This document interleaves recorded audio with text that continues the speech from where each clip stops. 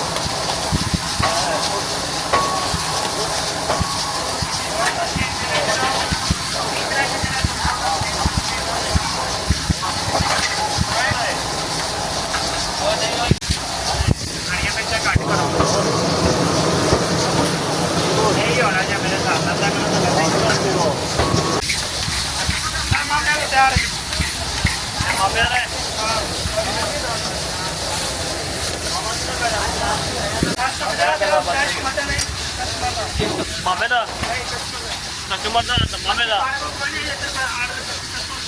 मामे दा हां दियो दियो आ जाओ मैं 2 किलो लाया किने पे चलाया 1 किलो भी तो काट ला रहा ना मिर्च मसाला तो